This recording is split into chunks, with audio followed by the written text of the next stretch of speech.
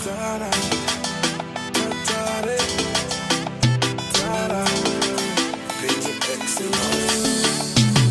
l'ami, comment ça va? Bienvenue à Béni Excellence. On a des livres, fais de ton choix pour peaufiner tes compétences. On a des livres de la culture, de la jeunesse et de la science. T'inquiète pas, tout est gratuit grâce à Béni Excellence. Mon ami, faut pas t'oublier.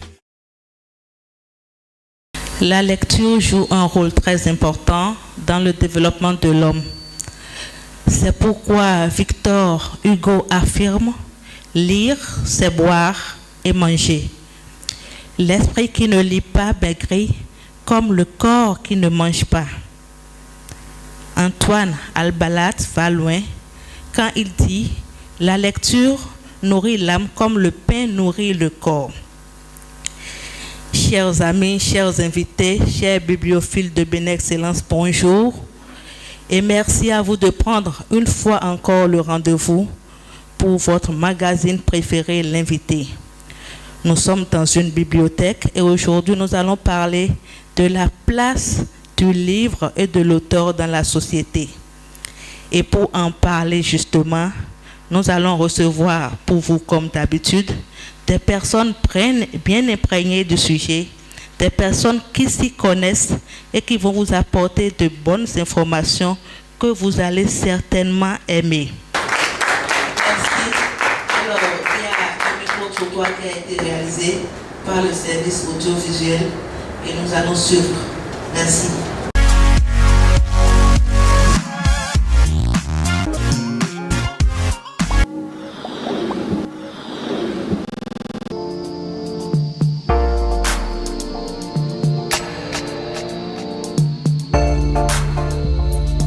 Le livre, dans l'entendement général, c'est un ouvrage qui parle d'une thématique. Et en cela, il peut y avoir plusieurs genres de livres, notamment les romans, les pièces théâtrales, les essais littéraires, etc. Et le livre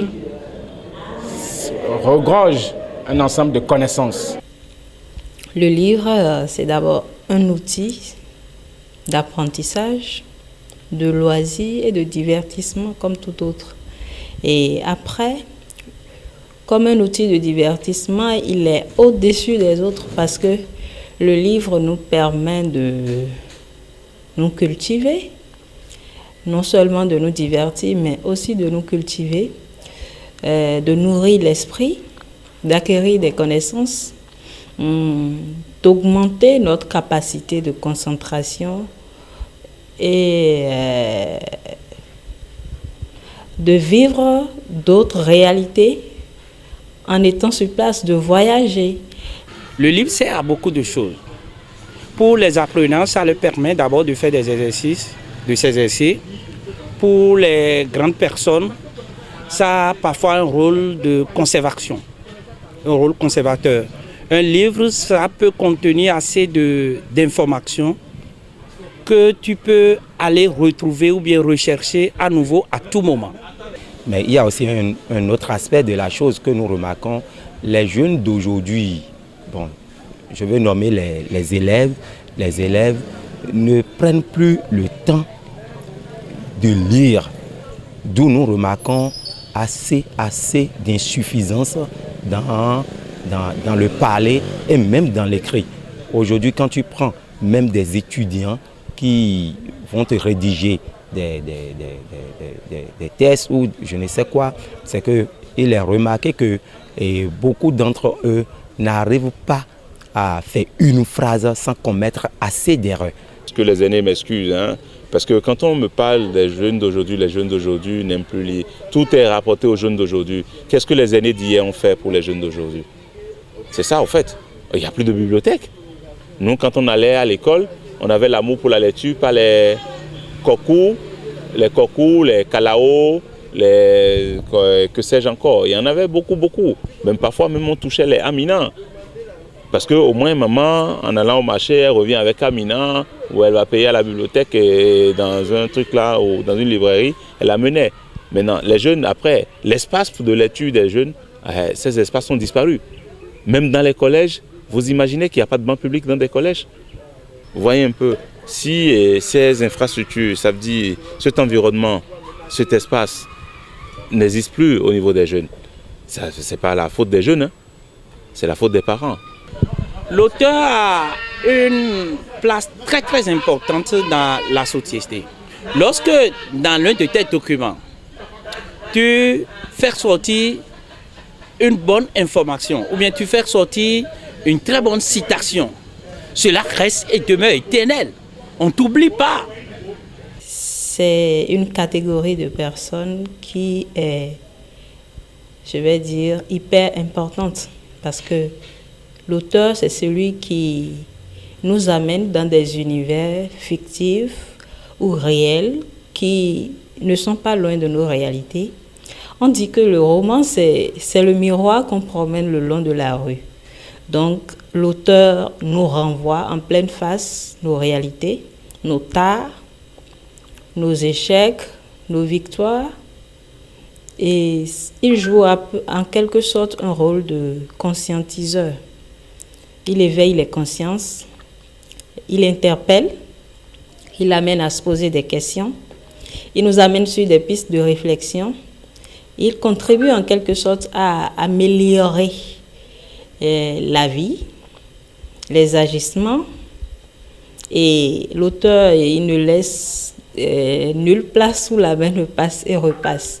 Si le livre a sa place dans la société, l'auteur aussi a sa place dans la société. Parce que s'il n'y a pas d'auteur, il n'y a pas de livre. Voilà, c'est une chaîne. Hein? Alors, chers invités, voilà déjà ce que les uns et les autres pensent du livre de l'auteur. Qu'en dites-vous? Nous allons commencer par le directeur de la Bibliothèque nationale. Nous allons faire le tour. Vous allez opiner là-dessus. Merci. Merci. Je pense que l'essentiel est dit. On a un florilège de points de vue que je partage. Je pense que mes compères de ce matin également devraient normalement trouver leur compte dans ce qui a été dit. Mais je voudrais m'attarder un peu plus sur ce que l'homme au baobab a dit. Je vais l'appeler comme ça. L'homme au grand arbre, ce qu'il a dit. Moi, j'ai toujours défendu, même en étant au ministère, j'ai toujours défendu l'idée selon laquelle, ou le constat selon lequel nous n'avons pas suffisamment fait.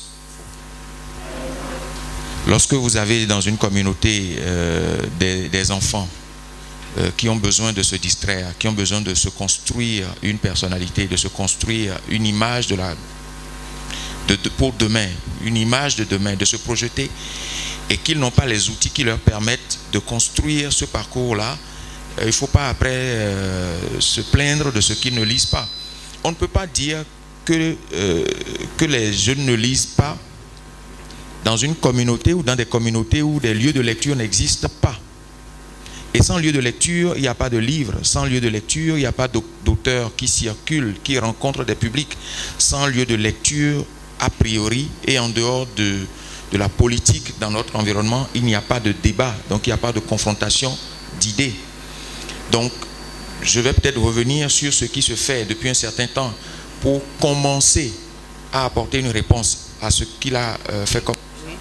Parce que c'est un chantier vaste, très lourd, très pointilleux, sur lequel on est très observé.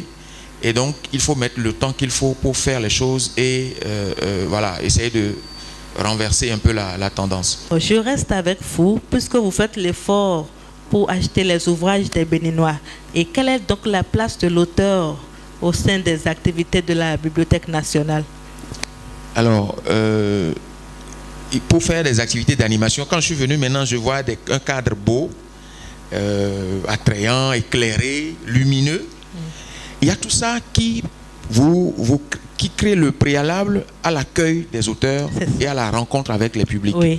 Et nous allons commencer ces activités-là cette année. L'année dernière, nous avons fait quelque chose, l'heure silencieuse, qui était notre façon détournée d'annoncer que nous avons effectivement des activités d'animation littéraire. Puisque c'est des activités qu'on a dû faire en ligne, des gens ont postulé en ligne, ainsi de suite. C'était notre façon de ne pas laisser ce pan de notre activité, de notre mission, ce pan-là mort. Et donc, à partir de cette année, sur le même modèle que les petites rencontres que nous avons eues lors du salon, nous allons accueillir des auteurs. Nous allons accueillir entre 6 et 10 auteurs dans l'ensemble de notre réseau de lecture publique. Pourquoi c'est limité? Parce que lorsque vous appelez un auteur pour qu'il vienne vers vous, ça vous coûte quelque chose. Tout ce que vous déployez autour coûte quelque chose. C'est vrai. Et nous ne sommes pas logés à la même enseigne que vous. L'argent qui est mis à la disposition de la Bibliothèque nationale du Bénin n'est pas dépensé de la même façon, d'une façon que je ne veux pas apprécier. Les réalités sont différentes. Les réalités sont différentes. Oui. Merci à vous, M. Kofi Atede. M. Chadaré. Oui, je vous remercie.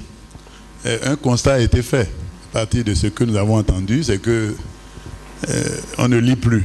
On ne lit plus. Il y a une désaffection pour la lecture. Et puis il y a un monsieur qui est intervenu qui a dit, mais et nous les aînés, qu'est-ce que les aînés ont fait pour les jeunes? Parce que c'est bien beau de dire, mais les jeunes aujourd'hui ne lisent plus. Et ça, j'ai apprécié ce qu'il a dit. Les aînés, c'est la maison, les parents. Les aînés, c'est à l'école, les professeurs, c'est l'administration. Les aînés aussi, ceux qui ont une responsabilité au plan politique, qui gèrent notre pays. Qu'est-ce qui a été fait pour qu'on donne le coup de la lecture, qu'on les mette sur le sentier, ce sentier-là riche, hein, qu'ils ouvrent les livres dans lesquels on a beaucoup de... Ce sont des nourritures, comme on l'a dit au début dans votre liminaire. Vous avez parlé, il faut lire, il faut boire, manger, lire, et manger et boire, n'est-ce pas? C'est un peu comme lire. Merci à vous. Merci. Monsieur Dansou. Moi, je dirais que le livre, c'est important pour nous d'avoir conscience de l'importance du livre dans notre vie. Et le livre, c'est comme une fenêtre qui nous ouvre d'autres horizons, qui nous ouvre d'autres perspectives et qui enrichit également notre esprit. Et quand Stendhal disait que le roman est un miroir que l'on promène le long d'une rue, ça montre que le livre, c'est le reflet de notre société. Ça nous permet de nous mirer dans la société, de voir nos maux, nos tares et de voir comment les corriger. Et l'autre chose aussi, un écrivain, c'est comme un historien. Quand on lit La Peste d'Albert Camus, même si on n'a pas vécu cette époque, on sait qu'à un moment donné, il y a eu la peste. Si aujourd'hui quelqu'un écrit en évoquant la Covid-19 que nous avons vécue, les générations à venir, même si ça disparaît, ils sauront qu'à un moment donné, il y a eu un tel fléau. Exactement. Donc voilà ce que je peux dire brièvement. Merci à vous, M. Dansou. M. Agbazaou. Oui, et d'abord, je voudrais dire que toutes les générations ont connu la même chose. L'engouement vers le livre, ce n'est jamais donné à tout le monde à la fois. Et beaucoup lisent par nécessité. Les élèves, les étudiants, même les professeurs lisent par nécessité. Alors donc, le livre n'a jamais attiré du monde. Secondo, j'ai constaté qu'on disserte autour du livre véhicule du savoir. Mais personne n'a fait allusion au livre spirituel, le Coran et la Bible. Ce sont des livres aussi qui édifient spirituellement l'être et qui méritent d'être lus. Moi, je continue de lire la Bible, je continue de lire le Coran, n'est-ce pas, si on veut s'édifier. Maintenant, il y a aggravation de la désaffection pour le livre de nos jours. On peut tout faire. Les jeunes d'aujourd'hui ne peuvent plus lire comme nous. Monsieur Dansou, vous êtes ici en qualité de représentant du conseil d'administration de l'ONG Bénin Excellence qui fait beaucoup en matière d'apport d'ouvrages. Alors dites-nous, en termes de quantité d'ouvrages, qu'est-ce que Bénin Excellence a apporté aujourd'hui? C'est tellement visible ce que Bénin Excellence fait aujourd'hui en matière d'ouvrages. Nous avons un fonds documentaire qui fait plus de 45 000 ouvrages. Wow. Sans oublier qu'actuellement, il y a une bibliothèque qui est en cours de construction à la FSS Et le fonds documentaire auquel j'ai fait allusion, c'est sans compter la bibliothèque qui est en cours actuellement. Et donc, une telle quantité de fonds documentaires montre déjà ce qui se fait, sans compter l'engouement des bibliophiles, des lecteurs. La moyenne des lecteurs par jour aujourd'hui, c'est de 5000. Et quand on dit moyenne, qu'il y a des jours où on va largement au-delà de ça, surtout les mercredis et les samedis où la bibliothèque connaît un engouement impressionnant. Oui, tout Donc à fait. voilà un peu ce que je peux dire. Et vous avez eu combien de lecteurs en 2022 de façon générale? En 2022, les bibliothèques Béné Excellence, les 2 bibliothèques cumulées, ont atteint jusqu'à plus d'1 million de lecteurs. Et comme Béné Excellence fait partie d'un réseau aussi de bibliothèques de la Fondation Vallée, ce réseau a fait plus de 3 millions de lecteurs en 2022. Et ce sont des chiffres quand même intéressants. Et ce sont des chiffres qui viennent aussi contraster un peu avec la remarque selon laquelle les gens n'aiment pas lire. Et c'est clair que ça se voit que si on met les conditions propices aux gens, si on met à leur disposition un cadre agréable et adéquat, c'est clair que les gens vont lire davantage. C'est ça. Merci à vous. Et justement, nous allons faire un tour vers l'exposition puisque nous sommes à Béné Excellence, la maison du livre.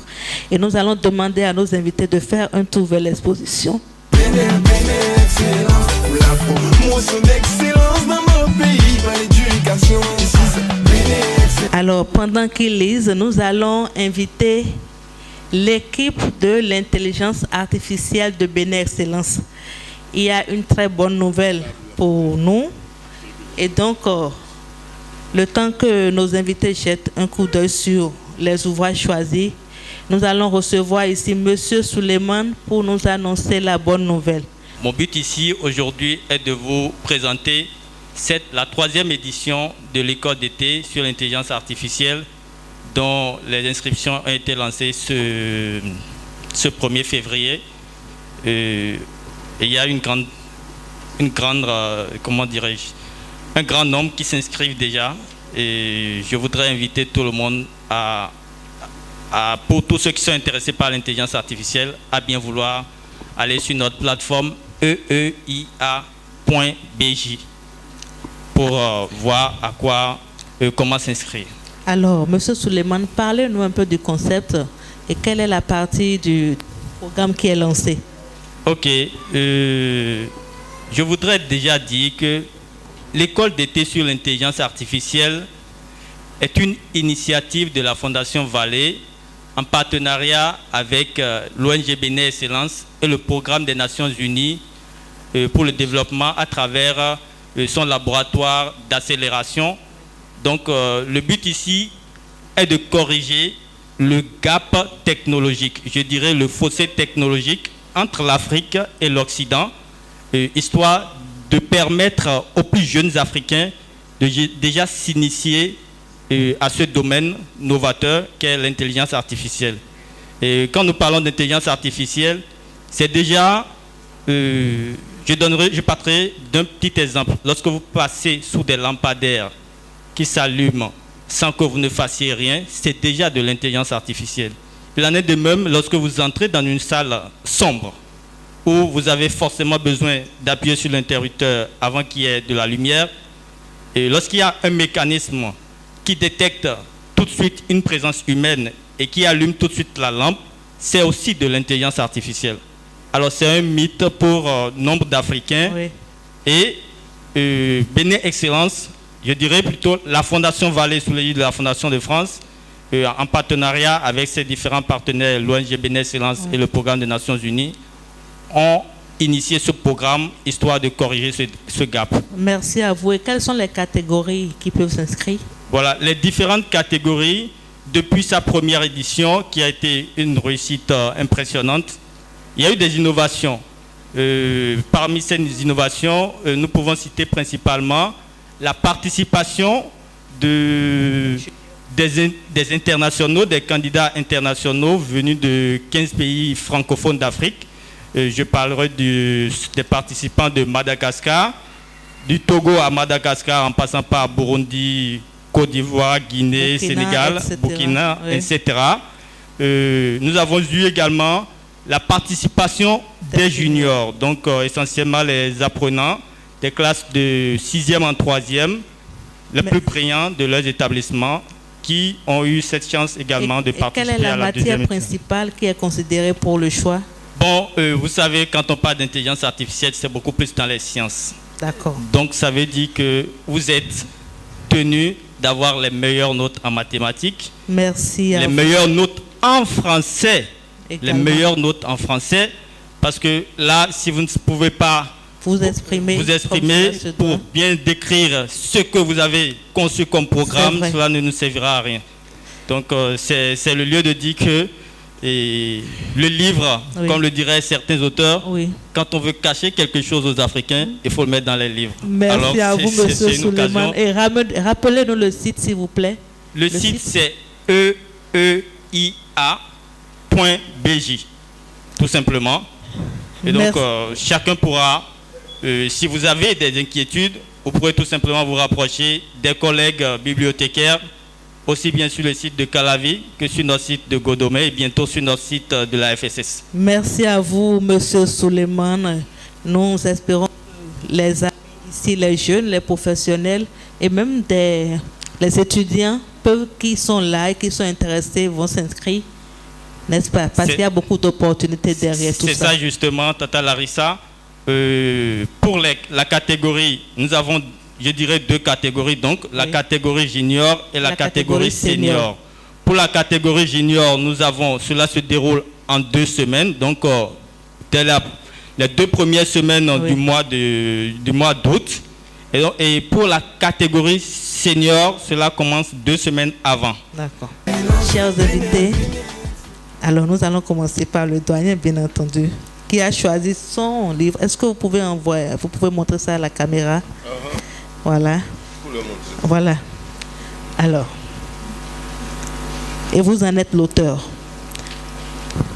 Vous voyez, elle nous a dit de choisir un livre. Et nous sommes à Bénin Excellence. Et vous avez vu comment ils ont parlé d'eux-mêmes ici tout à l'heure. Je ne peux pas avoir mon livre parmi les livres et choisir un autre livre. Moi, j'ai choisi mon livre. C'est ça. Le Goa Bégaye, n'est-ce pas? Qui est un recueil de 4 pièces de théâtre d'un certain Apollinaire Agbazaou et qui est précédé par des notes pédagogiques sur le Goa Bégaye, qui est un classique parce qu'il est inscrit au programme en classe de seconde. J'aurais pu prendre un livre de photographie, mais non, La tribu des mentors, c'est un livre dont j'en avais entendu parler et qui m'interpelle parce qu'un autodidacte comme moi a constamment besoin de mentors, qu'il connaît ou pas, a besoin de se référer à un guide, de voir ce que d'autres personnes ont construit et tout. Et quand je prends tout de suite le livre, je découvre une citation de Marcel Proust qui dit d'ailleurs que le véritable voyage de découverte ne consiste pas à chercher de nouveaux paysages, mais à avoir de nouveaux yeux. Et moi, ça me parle en tant que photographe, parce qu'un photographe n'est pas forcément celui qui va découvrir de nouveaux paysages et tout, mais il doit constamment travailler son œil pour apprendre à regarder ce qu'il a toujours vu d'une autre façon. C'est ça. Donc voilà un peu. Merci à vous, monsieur Dansou, monsieur Chadaré. J'ai pris les fables de La Fontaine. Vous les connaissez, les fables de La Fontaine? Oui. Voilà, donc c'est des fables qui sont très, très, très intéressantes à lire. Oui. Hein, vous avez dans ces fables beaucoup de choses à apprendre. Oui. C'est très, très instructif. Hein, vous avez, entre autres, le laboureur, ses enfants, le corbeau, et le renard, etc., etc. Beaucoup de fables qui, quand vous les lisez, vous ne pouvez pas terminer cela sans apprendre quelque chose. Alors moi j'ai choisi un livre qui vient de loin, Harry Potter de J.K. Rowling, pour le côté phénomène littéraire que cela est d'abord, et qui fait écho au propos du professeur Agbazaou tout à l'heure sur les publics. Un livre peut rendre son auteur millionnaire, milliardaire. Et ce livre est un exemple. Ok. Donc, pour le côté phénomène littéraire, oui. D'une part. Ensuite, je l'ai choisi pour... Ce n'est pas un auteur béninois. Non, non, non. J.K. Rowling, c'est une auteure britannique qui a fait plein de... Ceci, c'est Harry Potter et l'enfant maudit. Donc, oui. Quand on dit Harry Potter, il y a plein de versions. Oui. C'est une saga, voilà, une saga littéraire. Alors, nous sommes à la fin de cette deuxième partie de votre magazine du jour. Et à présent, c'est l'étape des questions. Je m'appelle Abédenko Ange Blanc et je voulais vous poser une question. À la lu le président Talon fait évoluer le Bénin. Personnellement, j'ai lu beaucoup de livres. Je voulais vous demander comment vous gérez, comment vous voulez faire pour garder les nombreux talents qui ont écrit les livres d'aujourd'hui. Question pertinente parce que moi je pose la question souvent à mes collaborateurs en leur disant ceci. Nous sommes la Bibliothèque nationale parce qu'il y a toujours des livres qui sont produits. Oui. Et il n'y a pas de livre sans écrivain. C'est ça. La meilleure façon de continuer à avoir des écrivains, c'est de leur garantir un revenu issu de ce qu'ils écrivent. Tu comprends jusque-là? Et comment on fait pour que l'écrivain il continue de gagner de l'argent? Comme par exemple quelqu'un qui travaille et qui gagne un salaire à la fin du mois. Il faut que l'écrivain continue de gagner de l'argent pour se dire que mon activité me permet quand même de payer mes factures, tout au moins. Il y a plusieurs façons. Il y a ce que le professeur Agbazaou a dit. Il y a les prix, qui sont des enveloppes assez importantes. Oui. Il y a les droits d'auteur que les maisons d'édition doivent payer, ce qui n'est pas toujours le cas, parce que même dans les cas où vous avez les contrats d'édition à compte d'éditeur, bon ça c'est compliqué, même dans les cas où il est dit que la maison d'édition doit payer quelque chose à l'écrivain, souvent c'est difficile pour les éditeurs de payer. Il y a les droits d'auteur. Il y a le fait que, toujours dans le giron des droits d'auteur, il y a le fait que parfois il y a de gros achats. On peut acheter votre livre par exemple à 500 000 exemplaires. Le seul livre là, on l'achète en gros, comme ça, et ça te garantit un retour de revenus beaucoup plus important. Nous avons un bel centre ici, avec d'éminents professeurs écrivains. Je ne sais pas si le projet existe, sinon j'aurais souhaité qu'on initie quelque chose pour aider les gens qui ont des choses à donner, à pouvoir le faire. Parce que moi, ça sommeillait en moi. Je ne savais pas comment le faire. Mais je bénis Dieu, c'est à la soutenance, la présidente du jury, Madame Yessoufou, que je salue, vraiment, m'a dit, tu dois écrire un livre. J'avais peur, parce que je n'ai jamais écrit. Je vois les livres, je ne lis jamais un livre, mais par où commencer, je ne savais pas. Donc je pense que si on a un parterre d'apprenants qui est déjà intéressé à la chose, on pourrait déjà les initier, pourquoi pas susciter déjà des talents à l'écriture. Bon, moi j'ai dû commencer comme ça, mais quand je vois, elle appréciait, elle validait, et du coup cet ouvrage-là est au programme aujourd'hui au Bénin de la 6e en terminale. Je dis, j'ai pris par où pour pouvoir le faire. D'abord, il faut savoir que écrire, c'est s'exposer. Être auteur, c'est être quelqu'un de partage, c'est être un homme de partage. Quelqu'un qui a envie de s'extérioriser et de partager ce qu'il a comme expérience vécue. Et c'est ce qu'elle a fait. Il faudrait faire une nuance entre un auteur et un écrivain.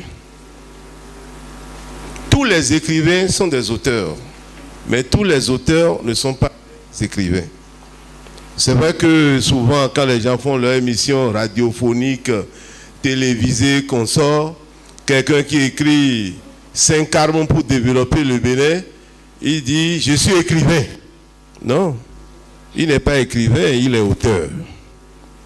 Parce que l'écrivain est dans la fiction et l'écrivain ne travaille pas sur la réalité.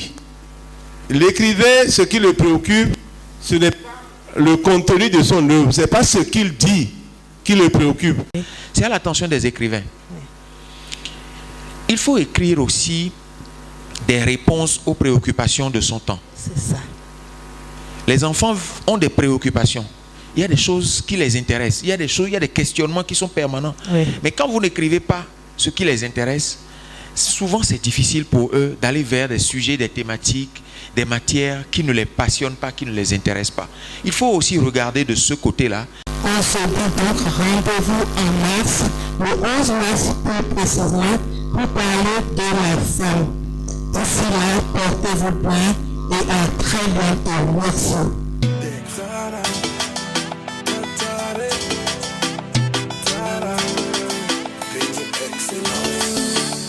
Salut l'ami, comment ça va?